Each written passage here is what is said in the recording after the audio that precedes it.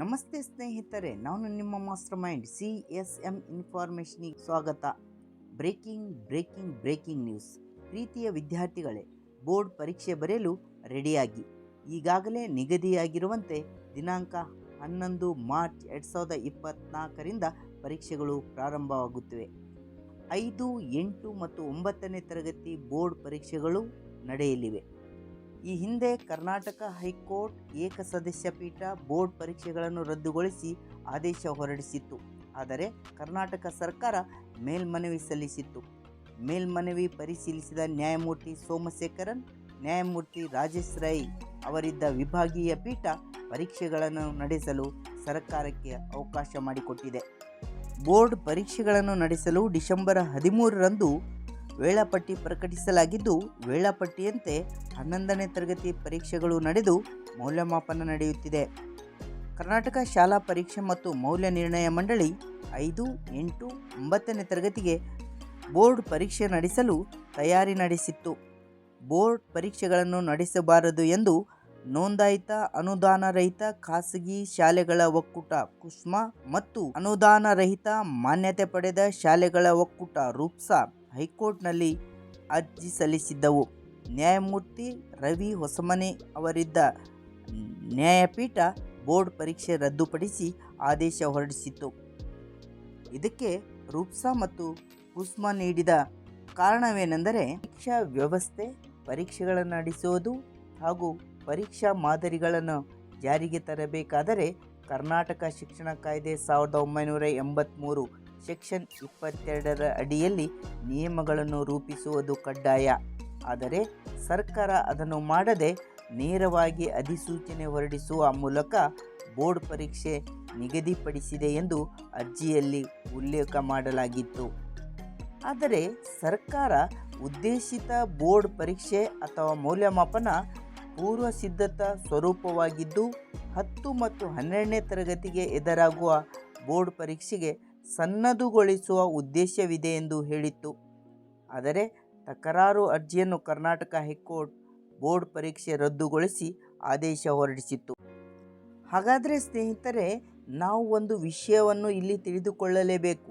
ಅದು ಏನೆಂದರೆ, ಕರ್ನಾಟಕ ಶಿಕ್ಷಣ ಕಾಯ್ದೆ 1983ರ ಸೆಕ್ಷನ್ 22 ಏನನ್ನು ಹೇಳುತ್ತದೆ? 1983ರ ಕರ್ನಾಟಕ ಶಿಕ್ಷಣ ಕಾಯ್ದೆಯಲ್ಲಿ ಬರುವ ಅಧ್ಯಾಯ 6 ಪರೀಕ್ಷೆಗಳು, ದುರಾಚರಣೆಗಳು ಇತ್ಯಾದಿಗಳನ್ನು ತಡೆಯುವುದು. ಅದರಲ್ಲಿ ಸೆಕ್ಷನ್ 22 ಪರೀಕ್ಷೆಗಳು.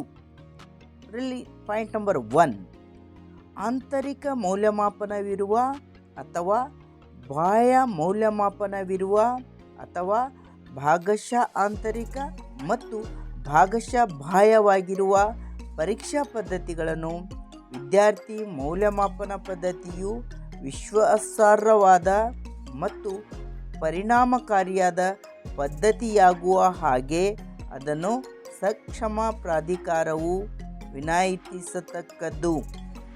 ಸೆಕ್ಷನ್ 22ರ 2ನೇ ಅಂಶ ಏನು ಹೇಳ್ತಾ ಇದೆ ಅಂದರೆ, ಪರೀಕ್ಷಾ ಪದ್ಧತಿಯನ್ನು ಜಾರಿಗೊಳಿಸುವುದು ಮತ್ತು ಪರೀಕ್ಷೆಗಳನ್ನು ನಡೆಸುವುದು ಮತ್ತು ಶಿಕ್ಷಣ ಸಂಸ್ಥೆಗಳ ವಿವಿಧ ವರ್ಗಗಳು ಯಾವ ಪರೀಕ್ಷಾ ಪದ್ಧತಿಯ ಕ್ರಮಗಳನ್ನು ಅನುಸರಿಸಬೇಕೋ ಅಥವಾ ಆ ಪರೀಕ್ಷಾ ಪದ್ಧತಿಯ ಕ್ರಮ ಇವುಗಳಿಗೆ ಸಂಬಂಧಪಟ್ಟಂಥ ಎಲ್ಲ ವಿಷಯಗಳ ಬಗ್ಗೆ ಸರ್ಕಾರವು ನಿಯಮಗಳನ್ನು ರಚಿಸಬಹುದು ಎಂದು ಹೇಳಲಾಗುತ್ತಿದೆ. ಅಂದರೆ ಸರ್ಕಾರ ಯಾವುದೇ ಪರೀಕ್ಷಾ ಪದ್ಧತಿ ನಿಯಮಗಳನ್ನು ರಚಿಸುವ ಅಧಿಕಾರವನ್ನು ಹೊಂದಿದೆ ಎಂಬುದನ್ನು ನಾವು ಇಲ್ಲಿ ಅರ್ಥ ಮಾಡಿಕೊಳ್ಳಬೇಕು. ಕರ್ನಾಟಕ ಶಾಲಾ ಗುಣಮಟ್ಟ ಮೌಲ್ಯಾಂಕನ ಮತ್ತು ಅಂಗೀಕರಣ ಪರಿಷತ್ತಿನ ಪರೀಕ್ಷಾ ವೇಳಾಪಟ್ಟಿ ಈ ಕೆಳಗಿನಂತಿದೆ.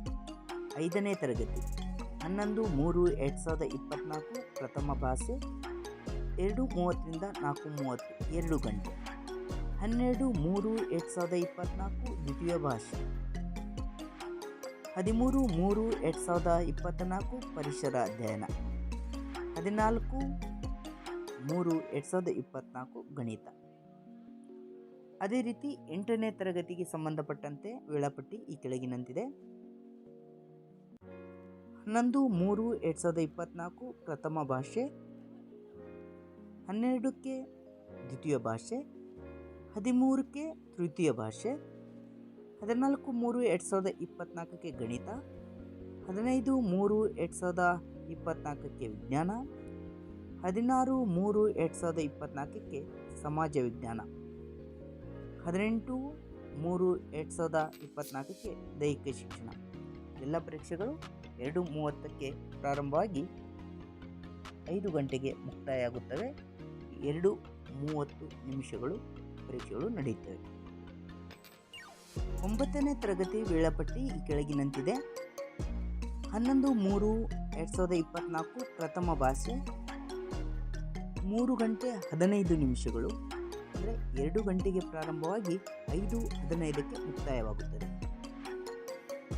12/3/2024 ದ್ವಿತೀಯ ಭಾಷೆ 3 ಗಂಟೆಗಳ ಅವಧಿ, ಅಂದರೆ 2 ಗಂಟೆಯಿಂದ 5 ಗಂಟೆವರೆಗೆ. 13/3/2024 ತೃತೀಯ ಭಾಷೆ, 14/3/2024 ಗಣಿತ, 15/3/2024 ವಿಜ್ಞಾನ, 16/3/2024 ಸಮಾಜ ವಿಜ್ಞಾನ, 18/3/2024 ದೈಹಿಕ ಶಿಕ್ಷಣ. ವಿದ್ಯಾರ್ಥಿಗಳಿಗೆ ಪ್ರಶ್ನೆ ಪತ್ರಿಕೆ ಮತ್ತು ವಿದ್ಯಾರ್ಥಿಗಳಿಗೆ ಬರೆಯಲು ಅಗತ್ಯವಿರುವ ಹಾಳೆಗಳನ್ನು ಕರ್ನಾಟಕ ಶಾಲಾ ಪರೀಕ್ಷೆ ಮತ್ತು ಮೌಲ್ಯ ನಿರ್ಣಯ ಮಂಡಳಿ ಪೂರೈಸುತ್ತದೆ. Wish you best of luck for your examination. ಸ್ನೇಹಿತರೆ ಮತ್ತು ವಿದ್ಯಾರ್ಥಿಗಳೇ, ಈ ಮಾಹಿತಿ ನಿಮಗೆ ಇಷ್ಟವಾಯಿತು ಎಂದು ತಿಳಿದುಕೊಳ್ಳುತ್ತೇನೆ. Thank you for watching my video.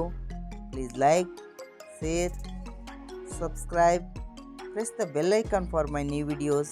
Thank you. Bye bye.